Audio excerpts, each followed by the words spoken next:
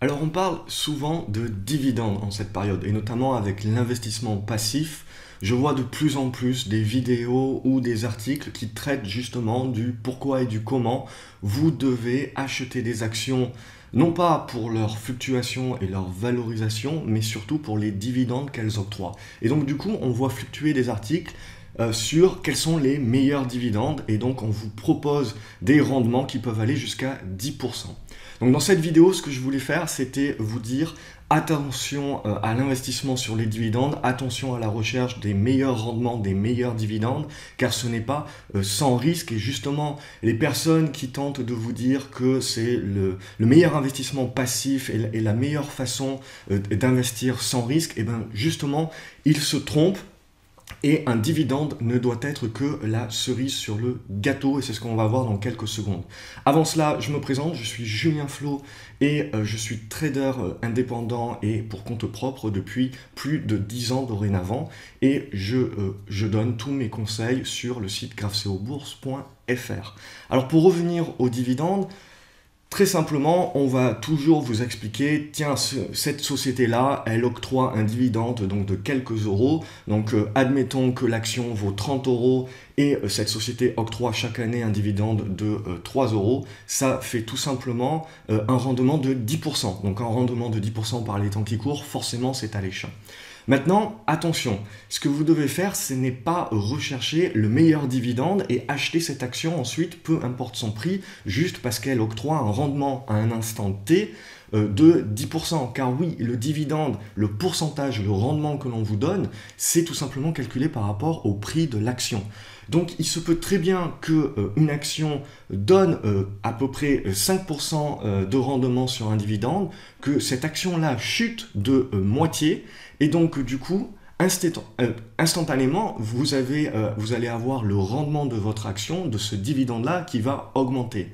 Sauf que c'est un petit peu l'arbre qui cache la forêt, dans le sens où tout simplement vous allez acheter un rendement en pensant que le rendement augmente, mais vous allez surtout acheter une action qui est dans une tendance baissière, qui est en train de baisser, dont la valorisation est en train de baisser.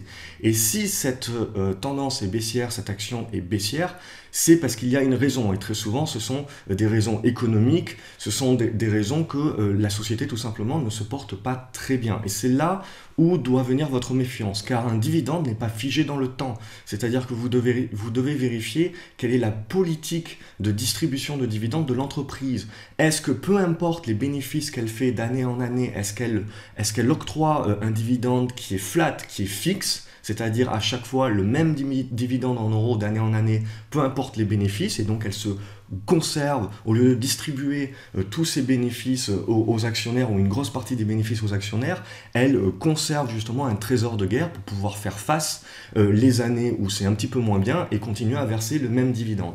Ou est-ce que la société va verser un dividende au prorata de ses bénéfices, c'est-à-dire les bonnes années, elle verse plus, les mauvaises années, elle verse beaucoup moins. Donc, vous devez, en fonction justement de votre horizon de placement, en fonction de votre profil d'investisseur, non pas regarder en premier lieu le dividende, mais vous devez changer votre mindset, vous devez avant tout regarder l'entreprise. Est-ce que l'entreprise va bien? Est-ce que vous croyez en ses produits? Est-ce que vous croyez en son futur? Est-ce que le futur est radieux? Est-ce que les bénéfices vont justement grandir? En fonction de ça, la deuxième étape, c'est de regarder quelle est la configuration graphique. Il n'y a pas besoin de rentrer dans l'analyse technique, dans l'analyse graphique très poussée. Il suffit de regarder. Est-ce que la société est dans une tendance haussière? Est-ce que le marché lui-même est dans une tendance haussière?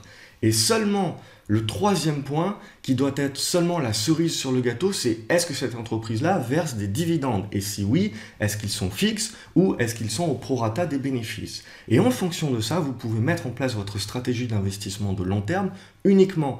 Donc, il faut renverser la table, il ne faut pas acheter un dividende, parce que le gros risque d'acheter un dividende, parce que le rendement fait bling bling et fait joli sur votre compte, vous allez le toucher peut-être pendant une année, 2 années, et puis paf, la troisième année, plus de dividendes. Pourquoi? Parce que la société, tout simplement, non seulement vous touchez plus le dividende parce que la société va mal, mais en plus, il y a fort à parier que sur le capital tout simplement l'action que vous l'avez achetée à un certain prix, vous prenez 20, 30, 40% de perte dans la vue. Et donc ça, même si la société continue à verser le même dividende, eh ben vous allez tout simplement vous allez perdre de l'argent, tout simplement parce que c'est la valorisation de l'entreprise, la valorisation, la capitalisation boursière, et donc le prix des actions qui est important pour votre capital. Donc pensez d'abord valorisation, pensez valeur, pensez profit par rapport à la hausse du prix de l'action. Et le dividende est un bonus, le dividende est la cerise sur le gâteau, plutôt que d'acheter un dividende parce qu'on vous promet 10% et de prendre une action. Très souvent, de toute façon, les actions qui vous proposent 10%, c'est tout simplement vérifier le graphique sur les X dernières années, les 2 ou 3 dernières années.